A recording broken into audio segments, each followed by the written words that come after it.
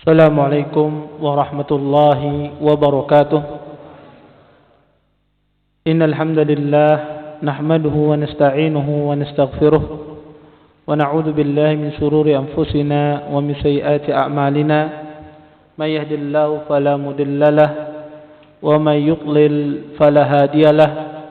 Asyhadu an la ilaha illallah wahdahu la syarika lahu وأشهد أن محمدا عبده ورسوله فإن أصدق الحديث كتاب الله وخير الهدي هدي محمد صلى الله عليه وسلم وشر الأمور محدثاتها وكل محدثة في الدين بدعة وكل بدعة ضلالة وكل ضلالة في النار أما بعد. Bapak-bapak, ibu-ibu, ikhwan dan akhwat yang senantiasa dimuliakan oleh Allah Subhanahu wa taala. Alhamdulillah, pada malam hari ini kita dapat berjumpa dalam rangka belajar, dalam rangka talabul ilm. Mudah-mudahan pertemuan kita pada malam hari ini mendatangkan berkah di sisi Allah Subhanahu wa taala dan kita dapat mengambil manfaat dari apa yang akan disampaikan nantinya. Bapak Ibu yang dimuliakan oleh Allah Subhanahu wa taala, kita akan membahas, kajian kita malam ini adalah fikih puasa. Kita akan membahas secara tuntas tentang masalah fikih puasa. Sebagaimana yang kita ketahui, puasa khususnya bulan Ramadan merupakan salah satu rukun dari rukun Islam yang keberapa?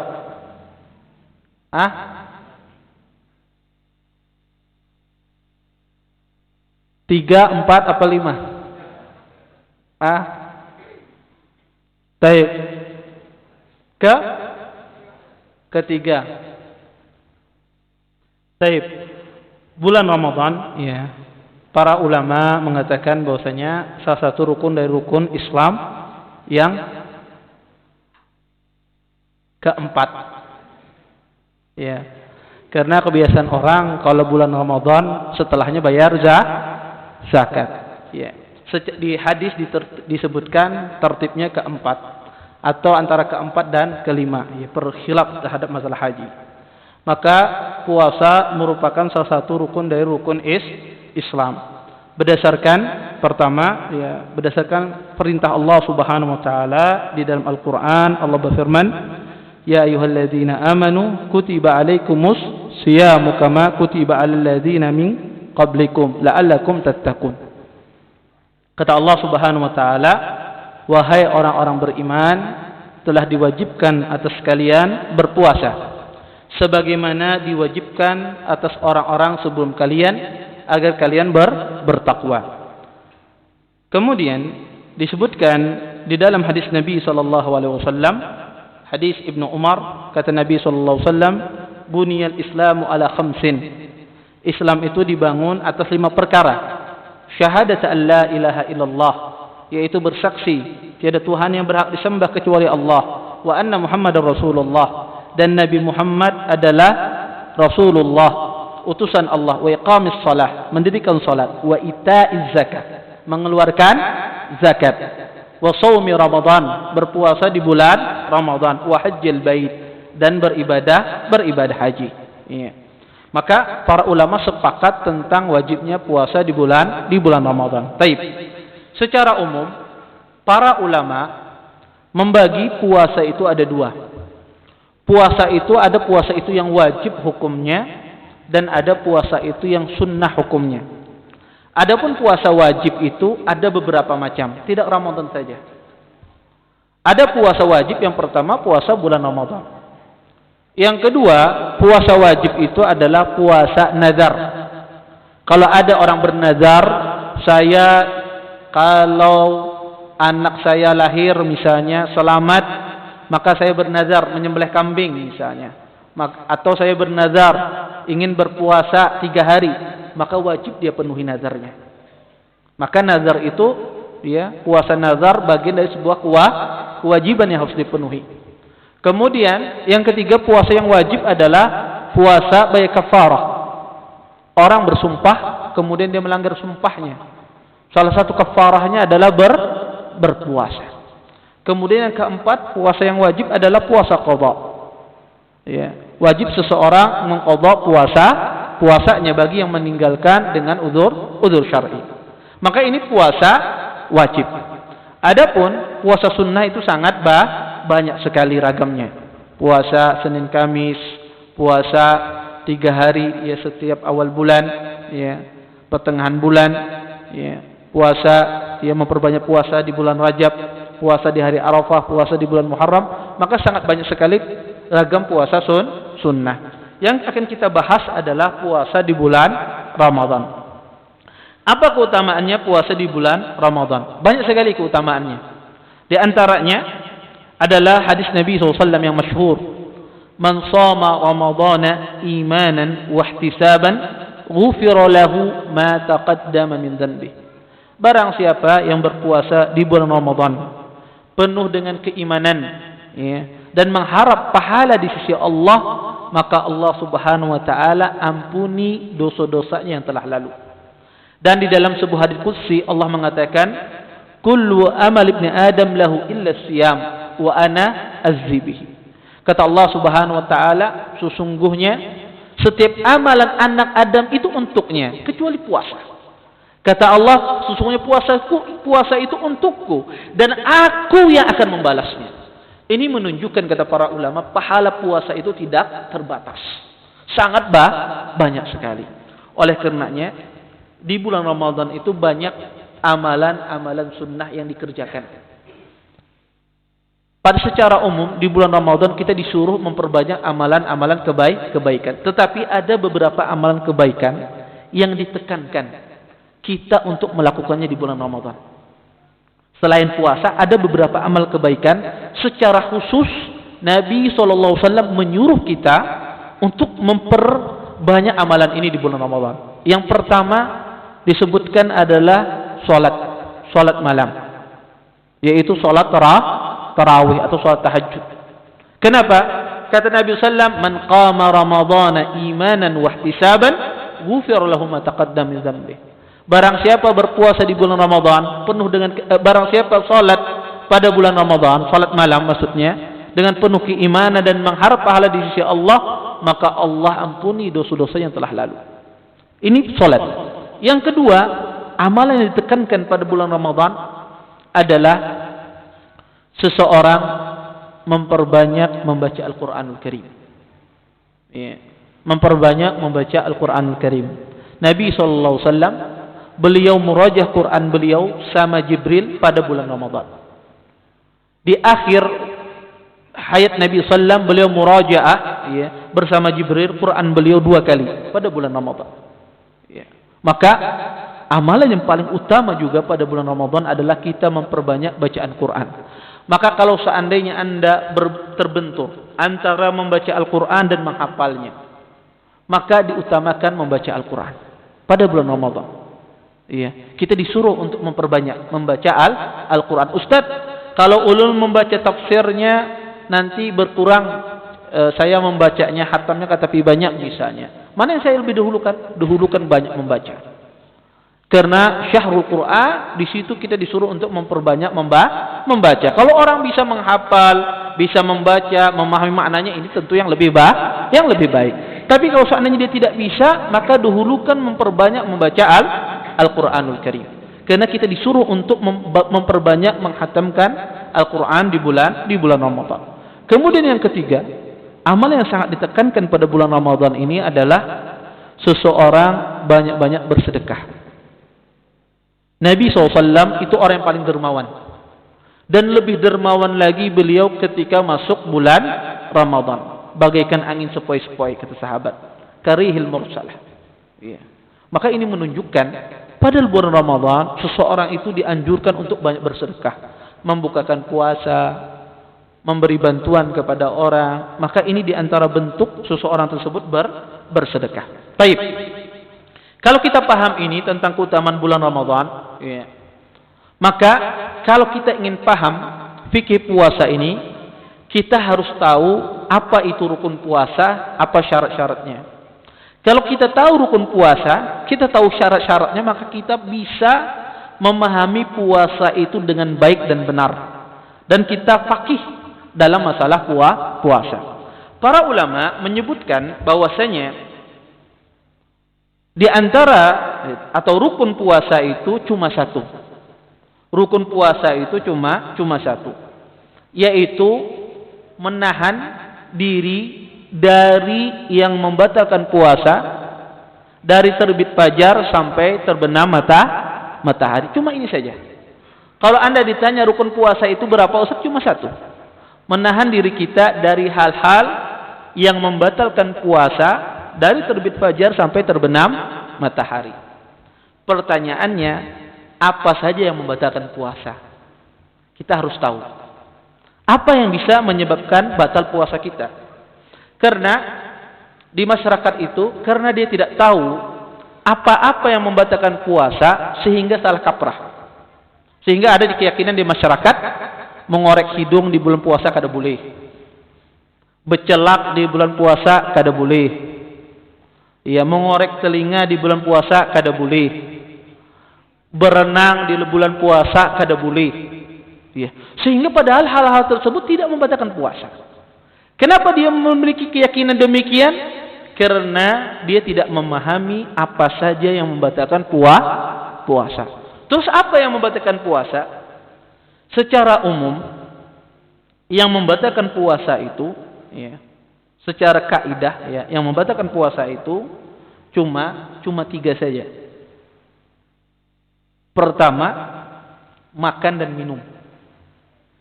Makan dan minum. Makan dan minum ini membatalkan puasa, sepakat ulama. Maka perkara-perkara yang akan saya sebutkan ini, ya, semuanya itu berkaitan dengan makan dan minum. Ulama terjadi khilaf dalam perkara ini membatalkan puasa atau tidak. Khilaf mereka tentang masalah makan dan minum. Apakah hal ini seperti makan dan minum ataukah tidak? Kalau mereka mengatakan hal ini seperti makan dan minum, maka ini membatalkan puasa. Kalau hal ini tidak seperti makan dan minum, maka ini tidak membatalkan puasa. Taib.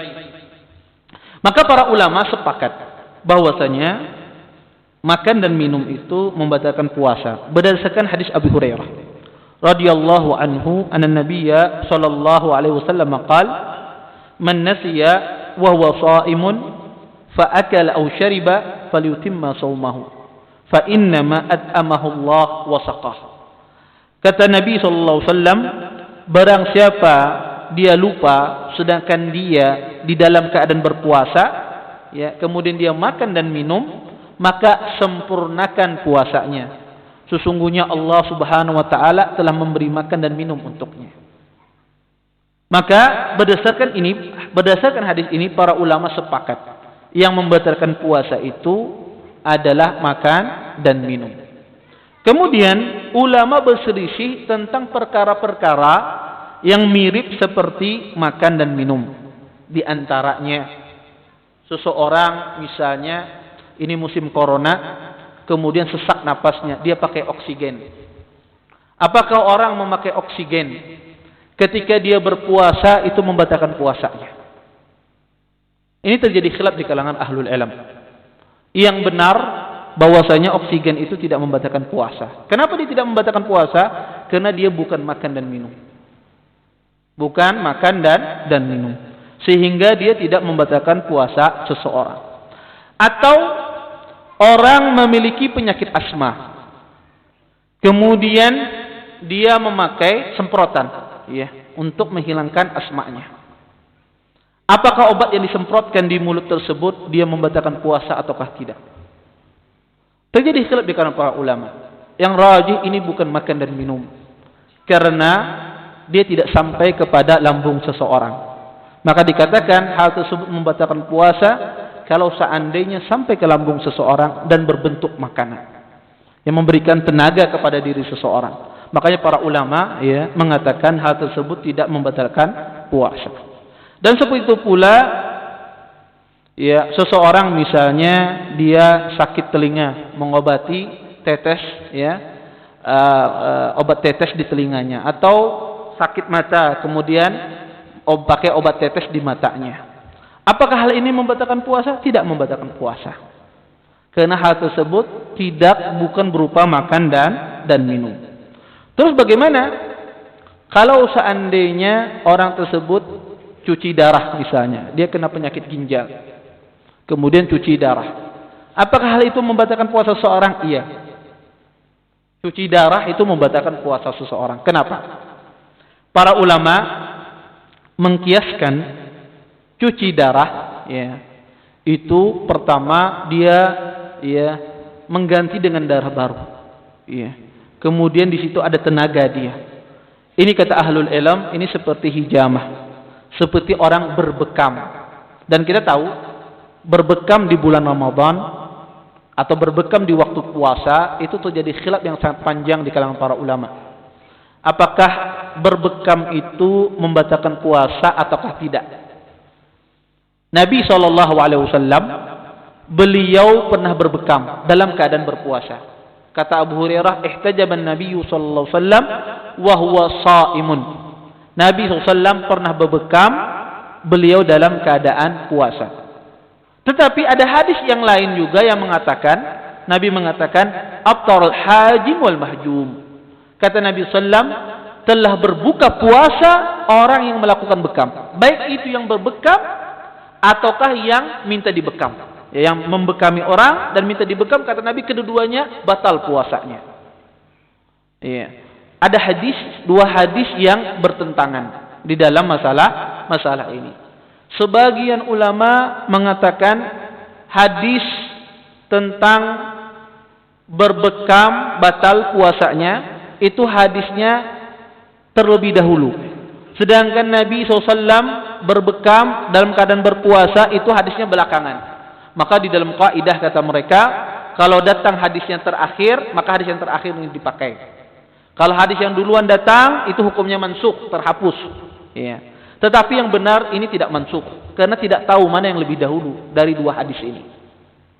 Sebagian lagi ulama berpendapat bahwasanya berbekam atau orang yang minta dibekam tersebut batal puasanya karena zaman dulu orang itu berbekam dengan tanduk kambing atau dengan tanduk sapi, dengan tanduk hewan. Ketika mereka ingin berbekam, ya, mereka menghirup, ya, dari darah tersebut. Sehingga kata mereka zaman dulu berbekam semacam ini batal karena ditakutkan masuknya darah ke mulutnya. Sehingga Nabi mengatakan batal. Zaman sekarang canggih, tidak ada lagi pakai demikian, ya. Cuma disedot, ya, pakai angin. Maka ini berbeda kata mereka. Maka jawabannya tidak. Yang namanya berbekam hukumnya umum, tidak ada beda yang zaman dulu zaman sekarang. Sebagian ulama mengatakan kalau seandainya berbekam itu membawa lemas badannya, maka batal puasanya. Kalau seandainya tidak lemas badannya, maka tidak batal puasanya. Ini juga pendapat yang kurang tepat. Kenapa? Siapa yang menjamin Anda setelah berbekam ini lemas badan Anda atau tidak? Tidak ada yang menjamin. Ya. Makanya pendapat yang paling hati-hati dalam masalah ini adalah seseorang menghindari bekam ketika dia sedang dalam puasa. Orang yang memiliki usaha bekam juga hendaknya dia tidak membekam di waktu siang hari, dia membekam di waktu malam hari untuk menghindari khilaf yang sangat kuat di kalangan para ulama. Oleh karenanya ahlul ilm mengatakan bahwasanya orang yang berbekam, ya, orang yang cuci darah itu sama dengan seperti berbekam, ya. Maka para ulama mengatakan batal puasanya. Di antara juga permasalahan, apalagi kita di zaman corona ini, ya, banyak sekarang orang suntik vaksin. Kebetulan belum disuntik vaksin misalnya. Pada bulan puasa hendak safar, ya, hendak umrah. Apakah boleh dia bersuntik vaksin? Kemudian apakah batal puasanya? Maka suntikan selama dia tidak berbentuk gizi, memberikan makanan pada orang yang disuntik, maka dia tidak membatalkan puasa. Kalau dia tidak berbentuk gizi, yang memberikan asupan makanan pada orang yang berpuasa, maka itu tidak membatalkan puasa. Seperti suntik vaksin dan semisalnya. Maka ini tidak membatalkan puasa seseorang. Kemudian yang terakhir, juga permasalahan yang sering diperselisihkan oleh para ulama adalah memasukkan obat dari pantat. Misalnya panas, ya, obat panas biasanya ada yang dimasukkan dari pantat, ya. Apakah ini juga membatalkan puasa seseorang? Ya. Maka jawabannya adalah ini tidak membatalkan puasa seseorang. Ya, karena ini tidak sampai kepada perutnya, maka ini tidak membatalkan puasa seseorang. Ya, ini diantara masalah-masalah yang mungkin sering kita hadapi di waktu bulan Ramadan. Maka intinya yang membatalkan puasa itu adalah makan dan minum. Selama itu tidak dikatakan dia makan dan minum, itu tidak dikatakan dia membatalkan puasa. Kemudian yang kedua, yang membatalkan puasa adalah seseorang dia muntah dengan sengaja. Ya, dia memuntahkan dengan sengaja. Bukan muntah tidak sengaja, tetapi dia sengaja memuntahkan. Ya. Maka kalau sengaja memuntahkan, maka bagi dia batal puasanya. Berdasarkan hadis Abu Hurairah, anna Nabiyya sallallahu alaihi wasallam qala, "Man darahu al-qay falaysa alaihi qada, wa man istaqa'a amdan falyaqdi." Kata Abu Hurairah, sesungguhnya Nabi SAW bersabda, barang siapa yang muntah tidak sengaja, maka tidak ada qada baginya. Dan barang siapa yang muntah dengan sengaja, maka baginya qada puasa tersebut. Ya, maka ini menunjukkan batalnya puasa orang dengan muntah dengan sengaja. Kemudian pembatal puasa yang lain adalah jima.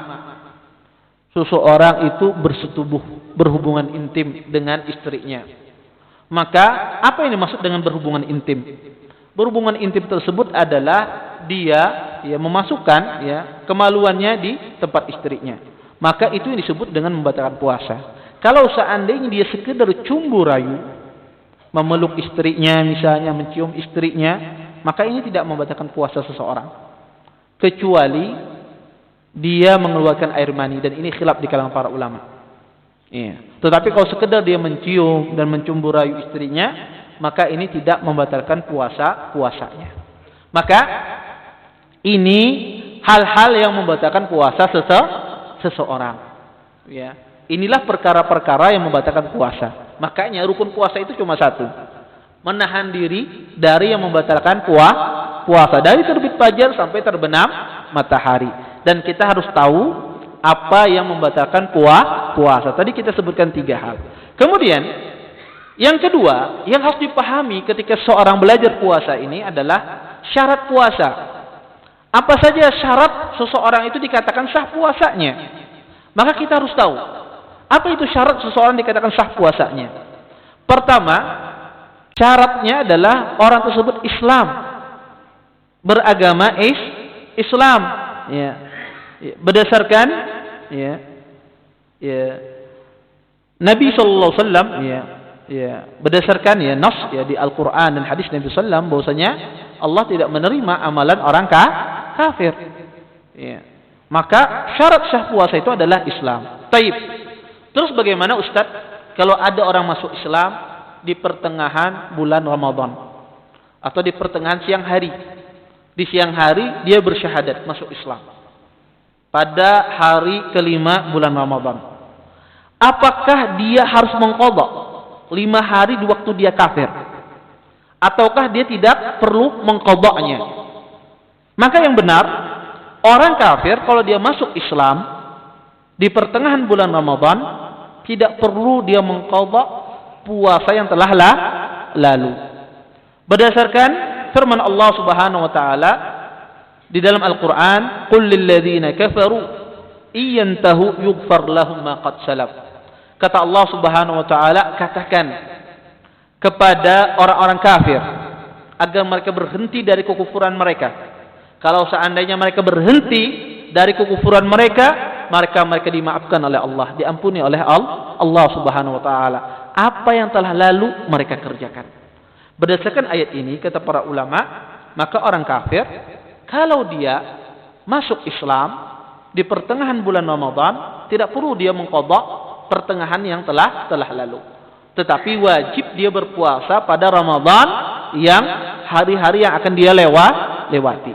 Taib. Apakah hukum ini sama bagi orang yang murtad? Ada orang masuk Islam kemudian murtad, keluar dari Islam. Pada pertengahan Ramadan kembali lagi didakwahi, mendengar ceramah di An-Nur, masuk Islam. Masuk Islam pulang. Ya, mendengar kajian. Masuk Islam pulang. Taib. Apakah dia mengqadha puasanya yang telah lalu? 15 hari, ya, dia dalam kondisi murtad, kemudian dia masuk Islam, apakah wajib dia mengqadha? Jawabannya tidak.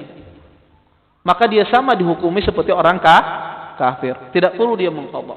Kalau seandainya dia bertaubat kepada Allah Subhanahu wa taala, cukup dia ya berpuasa pada hari-hari yang akan dia lewati. Kemudian yang kedua, di antara syarat puasa adalah orang tersebut berakal. Ya, berakal. Maksud berakal di sini adalah orang tersebut tidak gila. Ya, tidak gila. Dan berdasarkan hadis Nabi sallallahu alaihi wasallam, kata Nabi sallam, "Rufi al-qalam an salasah. 'Anil na'im hatta yastayqid, wa 'anil saghir hatta yakbur, wa 'anil majnun hatta yaqil." Kata Nabi sallallahu alaihi wasallam, diangkat pena dari 3 hal. Pertama, dari orang tertidur sampai dia bangun. Dari anak kecil, ya, sampai dia balik, sampai dia dewasa. Dari orang gila sampai dia berakal. Maka orang yang tidak memiliki akal, tidak ada kewajiban bagi dia berpuasa. Taib. Bagaimana kalau seandainya orang gilanya siuman? Siuman di bulan Ramadan, Masya Allah. Mendengar ayat Al-Quran dilantunkan di Masjid An-Nur, sembuh sidin. Quran itu syifa. Quran itu obat. Ya. Kemudian dia sembuh. Ya. Kembali. Ya, dia menjadi orang yang sadar. Ya. Maka bagaimana hukumnya? Para ulama menjelaskan, kalau seandainya ada orang siuman dari gilanya, ya, kemudian ya, dia siuman pada pertengahan bulan Ramadan, apakah dia mengqadha puasa yang telah lalu? Jawabannya tidak. Maka tidak perlu dia mengqadha puasanya yang telah lalu. Dia cukup melaksanakan puasa yang akan datang. Berdasarkan hadis tadi, kata Nabi, ya, orang gila sampai dia sadar. Kalau dia sadar, maka tidak perlu dia mengqadha puasanya yang telah lalu. Baik. Bagaimana hukumnya kalau seandainya sadar kemudian gila? Contoh misalnya, ada seseorang, ya, dia berjima sama istrinya dalam keadaan waras. Kemudian tiba-tiba setelah itu menjadi gila di pertengahan bulan Ramadan. Ya. Apa hukumnya? Dia berhubungan intim tidak lama jadi gila. Apa hukumnya? Apakah wajib dia bayar kafarah? Jawabannya iya. Siapa saja yang melakukan perbuatan yang melanggar di bulan Ramadan seperti jima dan semisal dalam keadaan sadar, wajib dia bayar kafarah. Walaupun setelah itu dia pingsan atau setelah itu dia menjadi gila, maka wajib dia bayar kafarah. Ya. Kemudian syarat berikutnya, ya, bahwasanya seorang tersebut, ya, dikatakan sah puasanya, dia harus suci dari haid dan nifas. Seorang wanita tidak diterima oleh Allah Subhanahu wa taala puasanya walaupun dia dalam keadaan haid dan nifas, tidak diterima. Apapun yang dia kerjakan seperti puasa tidak diterima oleh Allah. Karena syarat diterima puasa adalah dia harus suci dari haid dan nifas.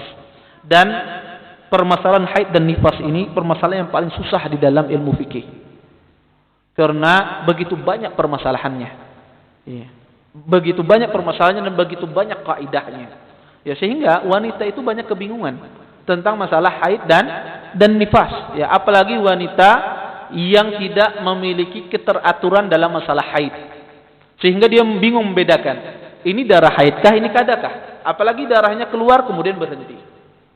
Ya. Apalagi yang keluar semacam flek, kemudian tidak ada lagi keluar. Maka banyak wanita kebingungan, bertakun lawan lakinya, aku juga nggak ada paham juga. Ya. Maka permasalahan haid ini permasalahan yang sangat kompleks, ya. Maka butuh, ya, para wanita itu belajar secara khusus tentang masalah haid ini karena ini sesuatu yang sering dialami oleh mereka. Kemudian syarat berikutnya, seseorang itu dikatakan dia sah diterima puasa adalah dia ya seorang tersebut ya berniat di bulan Ramadan.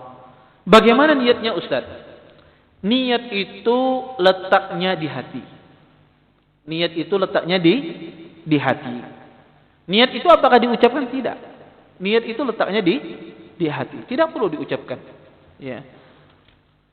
Maka niat itu diucapkan cuma pada satu keadaan. Ketika seseorang mau umrah atau mau melaksanakan ibadah haji. Dia mengatakan labbaik Allahumma umratan atau labbaik Allahumma hajjan.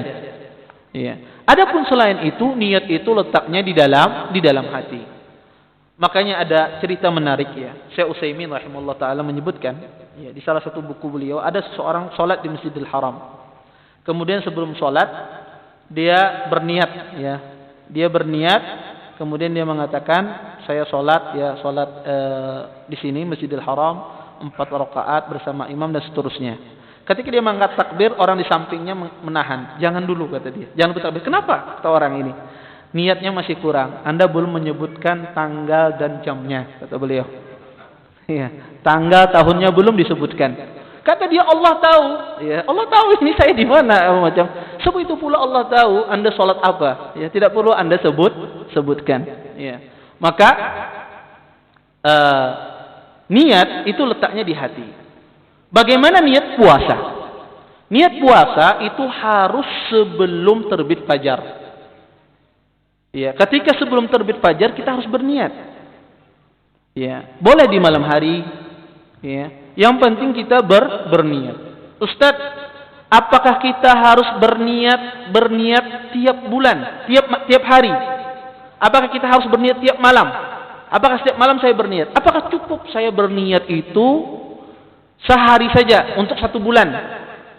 Karena ulun nih kalau berniat tiap malam, ya, tukutan kada ingat. Gimana hukumnya? Apakah cukup saya ini berniat ini isuk bulan Ramadan, malamnya berniat untuk 1 bulan penuh? Apakah saya harus berniat tiap malamnya? Maka jawabannya adalah khilaf ulama dalam masalah ini. Kalau seandainya antum bisa berniat tiap malam itu tentunya lebih bagus. Tapi kalau seandainya tidak bisa, insya Allah tidak mengapa. Seseorang berniat di awal masuk bulan Ramadan, dia berniat untuk apa? Berpuasa untuk sebulan penuh. Karena Ramadan itu adalah puasa 1 bulan. Maka kalau seandainya dia berniat untuk terus menerus dalam 1 hari, dalam 1 malam tersebut untuk 1 bulan penuh, maka insya Allah hal ini tidak mengapa. Ini untuk kemudahan kaum muslimin di dalam masalah ini. Taib. Kemudian syarat wajib puasa berikutnya yang terakhir adalah seseorang itu memiliki kemampuan untuk berpuasa. Seseorang tersebut memiliki kemampuan untuk berpuasa. Karena orang yang tidak mampu berpuasa, ya, orang yang tidak mampu berpuasa maka tidak wajib baginya berpuasa. Siapa orang yang tidak mampu berpuasa? Maka ada banyak. Di antaranya adalah ya, orang yang sakit. Orang yang sakit ini diperbolehkan dia berbuka puasa. Baik, sakit model apa Ustaz? Sakit kepala bolehlah buka puasa. Sakit panas, ya sedikit panas bolehlah buka puasa. Atau selismaan bolehlah buka puasa. Sakit apa yang dimaksudkan? Kata para ulama, sakit yang dimaksudkan adalah sakit yang kalau seandainya dia berpuasa sakitnya bertambah parah. Kalau seandainya dia berpuasa sakitnya bertambah parah. Ya. Dan menimbulkan mudarat pada jasadnya, pada kesehatannya. Maka sakit semacam inilah yang diperbolehkan orang tersebut untuk berbuka. Maka orang yang sakit itu ada 2 macam. Ada orang yang sakit itu sakitnya tidak bakalan sembuh. Sakit yang seumur hidup. Contoh misalnya orang yang mengalami gagal ginjal. Ini ada sakit seumur hidup. Atau orang yang kena penyakit kanker misalnya. Ini sakit seumur hidup. Baik, orang-orang semacam ini dia tidak bisa berpuasa. Apa yang harus dilakukan? orang yang sakitnya tidak bakalan sembuh seumur hidup, dan sakitnya itu tersebut mengharuskan dia berbuka, apa yang harus dia lakukan? Maka dia cukup membayar fidyah. Cukup membayar fidyah. Apa fidyahnya? Fidyahnya memberikan makan orang miskin. Apa makanan yang diberikan? Bubur bolehlah Ustaz. Ya, makanan yang diberikan adalah makanan seperti yang kita makan tiap hari. Kalau pian makannya tiap hari itu ada nasi, ada lauknya, maka kasihkan demikian. Jangan nasinya aja, iwaknya kededak. Maka ini tidak. Memberikan makan ada seperti yang kita makan. Berapa ukurannya? Tidak ada ukurannya. Yang penting satu porsi mengenyangkan. Dan fidyah ini kapan dikeluarkan? Dikeluarkan setelah puasanya berlalu. Kesalahan orang mengeluarkan fidyah, misalnya ada orang sakit, kemudian hanya hari pertama bulan puasa langsung dikeluarkan 1 bulan penuh, mengundang orang buka puasa di rumahnya selama 30 hari ini. Ya, 30 hari dia keluarkan, diundang 30 orang di rumahnya. Maka ini salah. Fidyah itu tidak boleh dikeluarkan sampai puasanya berlalu. Kalau puasanya berlalu 1 hari, berarti baru dikeluarkan satu orang. Puasanya berlalu 2 hari, baru boleh dikeluarkan dua orang. Yang paling mudah Anda menunggu bulan Ramadan selesai, Anda keluarkan fidyahnya di bulan Syawal. Ini paling mudah. Anda undang 30 orang, ya, kemudian Anda beri makan, ya, 30 orang, atau Anda bagikan nasi bungkus sama orang-orang miskin, orang yang berhak menerima makanan tersebut. Maka orang sakit itu, ada orang yang sakit tidak mungkin sembuh. Ini dengan kita mengeluarkan fidyah untuknya. Yang kedua, ada orang yang sakit mungkin sembuh. Ada orang yang sakit mungkin sembuh. Ya, dia sakit misalnya beheraan atau sakit muntah-muntah misalnya, lemas dia badannya, tapi dia mungkin sembuh. Maka orang yang sakit mungkin sembuh, dia mengqadha puasa yang dia tinggalkan. Tayyib. Bagaimana Ustaz hukumnya kalau seandainya sidin meninggal? Kada sempat mengqadha puasanya, apa yang harus dilakukan? Maka kalau seandainya orang tersebut meninggal sedangkan ada waktu dia untuk mengqadha puasanya, ini azan kah? Azan ya. Sedikit kita teruskan ya, mungkin 5 menit lagi saya teruskan. Kalau orang yang sakit, ya, dia kemungkinan bisa sembuh, tetapi beliau belum sempat mengqadha puasanya dan qadarullah beliau meninggal. Apa yang harus dilakukan? Maka kalau seandainya sakitnya itu bersambung, misal bulan Ramadan, kemudian tanggal 2 Syawal sidin meninggal, ya, tidak sempat mengqadha, enggak ada waktu mengqadha, maka tidak perlu dipuasakan, tidak perlu mengqadhakan ahli warisnya. Tetapi kalau seandainya ada kemungkinan untuk mengqadha, ya, misalnya Syawal sidin masya Allah sigar, sembuh sidin di bulan Syawal, ya, tapi sidin belum mengqadha, karena mengqadha itu boleh, ya, sampai sebelum datang bulan Sya'ban, bulan Ramadan berikutnya. Belum beliau qadha, niatnya hendak mengqadha nanti bulan haji. Ternyata qadarullah bulan Dzulqa'dahnya sidin meninggal. Apa yang harus dilakukan? Maka ahli warisnya memuasakannya. Berdasarkan hadis Nabi sallam, man mata wa alaihi siyamun shoma anhu waliyuhu. Kata Nabi sallam, barang siapa yang meninggal, ya, dan dia ada utang puasa, maka wajib bagi walinya atau ahli warisnya memuasakannya. Ya. Bagaimana caranya bisa dibagi? Kalau setiap orang misalnya 1, ya sudah, kalau punya anak 30, ya ke 30-nya. Atau sama cucu misalnya, enggak ada masalah. Ya. Berarti 1 orang 1 hari, enggak ada masalah. Ya. Atau dalam 1 hari bersamaan berpuasa, maka cukup 30 hari. Iya. Baik. Ini pertama. Orang yang tidak mampu itu diantaranya adalah orang yang sakit. Yang kedua, orang yang tidak mampu itu adalah orang syekh tua, orang tua yang sudah udzur, kada sanggup lagi berpuasa, umur sidin 90, 100 sudah kada kau lagi berpuasa. Maka mereka ini cukup dibayarkan fidyah saja. Cara membayarkan fidyah tadi, ya, harus berlalu dulu bulan puasanya atau hari puasanya. Berdasarkan firman Allah, wa 'alal ladzina yutiquna fidyatun ta'amu miskin. Dan adapun orang yang tidak mampu berpuasa, maka hendaklah dikeluarkan fidyah untuk memberikan makan kepada orang miskin. Dan termasuk juga orang yang tidak mampu berpuasa adalah wanita hamil dan menyusui. Wanita hamil dan menyusui ini juga dikatakan orang tersebut ya dianggap tidak mampu berpuasa. Apa yang harus dilakukan? Maka bagi wanita hamil dan menyusui terjadi khilaf di kalangan para ulama. Apakah dia mengqadha puasanya?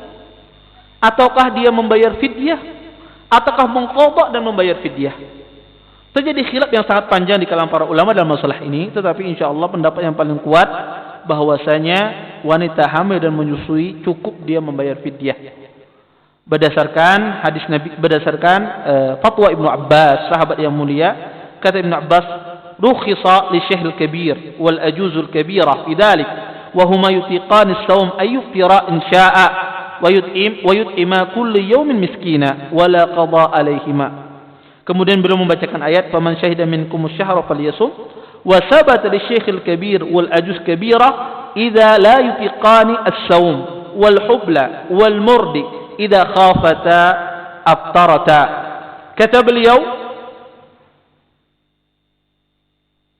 bahwasanya diberikan keringanan bagi ya, orang yang sudah uzur atau wanita yang sudah uzur untuk berbuka, ya, untuk berbuka dan memberikan makan setiap hari yang ditinggalkan satu orang miskin dan tidak ada qadha bagi keduanya. Kemudian beliau membacakan ayat, "Faman syahida minkum asy-syahra falyasum." Barang siapa yang melihat bulan, maka hendaklah dia berpuasa, dan telah ditetapkan bahwasanya orang tua kemudian yang tidak mampu berpuasa dan wanita hamil dan menyusui, maka hendaknya mereka memberikan makan setiap hari yang ditinggalkan satu orang fakir miskin. Maka pendapat Ibnu Abbas ini pendapat yang sangat kuat ya dalam masalah ini. Karena beliau menafsirkan ayat wa 'alal ladzina yutiquna fidyatun ta'amu miskin. Maka insyaallah pendapat yang rajih, wanita hamil dan menyusui yang tidak bisa berpuasa cukup dia mengqadha puasanya. Dan terakhir, orang yang dikatakan juga dianggap tidak mampu berpuasa adalah seorang musafir. Orang yang sedang safar, ya. Orang yang sedang safar, ya, maka jika seandainya safarnya tersebut menyebabkan dia kelelahan, ya, tidak sanggup dia berpuasa, maka disunnahkan dia berbuka. Kata Nabi sallam, "Laisa minal bir as-siyam fi safar." Bukanlah dari kebaikan orang berpuasa di waktu safar. Tetapi kalau seandainya safarnya tidak melelahkan, biasa-biasa saja, ya, dia kuat dalam safarnya, tidak lelah, tidak berpengaruh terhadap ibadah puasanya, maka afdalnya bagi orang tersebut terus dia berpuasa. Karena Nabi sallam pernah berpuasa dalam keadaan safar. Kalau seandainya safarnya melelahkan, yang menyusahkan dia, maka afdalnya berbuka. Maka ini syarat-syarat ya wajib berpuasa. Mudah-mudahan apa yang ulun sampaikan ya bermanfaat ya. Walaupun ini belum selesai ya, ada hal-hal yang dimakruhkan dalam puasa, tapi itu yang paling penting. Anda mengetahui rukun dan syarat-syarat puasa. Baik. Kita jawab pertanyaan. Ada yang bertanya silahkan kalau ada yang mau bertanya. Tafadhal.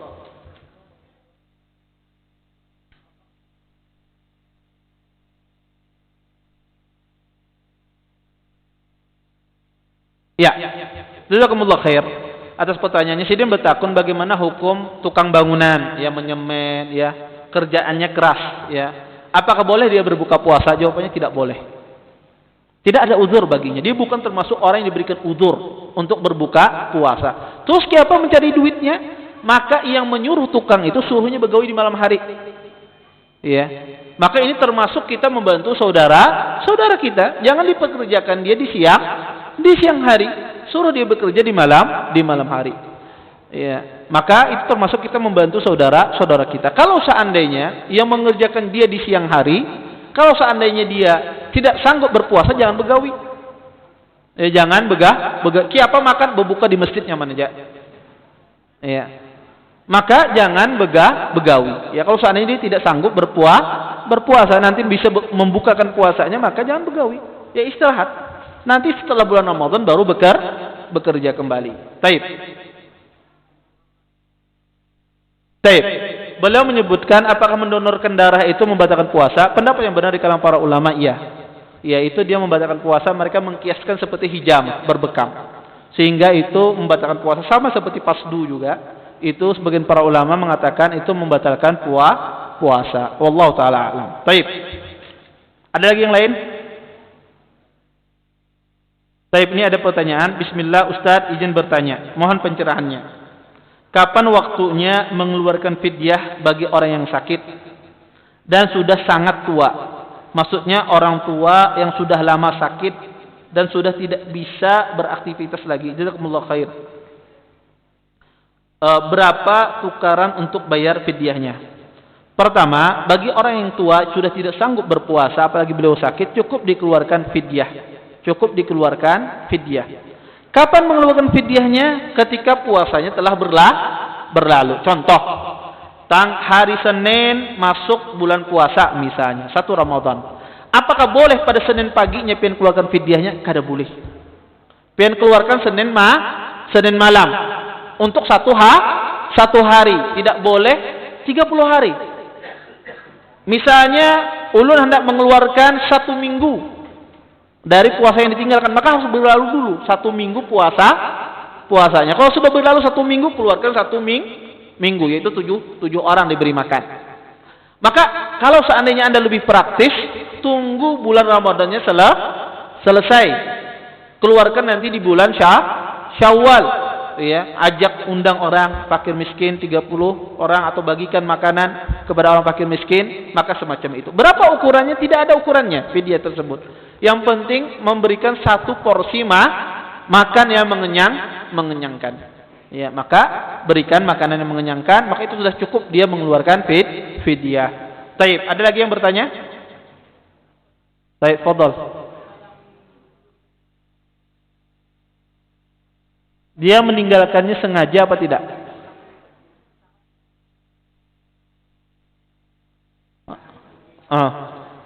Ya. Pertama, orang yang meninggalkan puasa dengan sengaja, kemudian dia bertaubat. Apakah dia mengqadha puasa yang telah lalu yang dia kerjakan ataukah tidak? Maka jawabannya adalah orang yang meninggalkan puasa atau berbuka puasa dengan sengaja di bulan Ramadan tidak perlu dia mengqadha.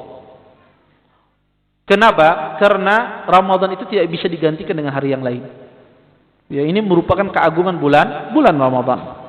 Maka wajib dia bertaubat kepada Allah Subhanahu wa taala. Wajib dia bertaubat, meminta ampun kepada Allah Subhanahu wa taala. Dan tidak perlu dia mengqadha, tetapi dia harus benar-benar bertaubat karena dia akan kehilangan kebaikan yang begitu banyak. Ya. Dan ini pendapat yang rajih insyaallah di kalangan para ulama. Wallahu taala a'lam. Baik.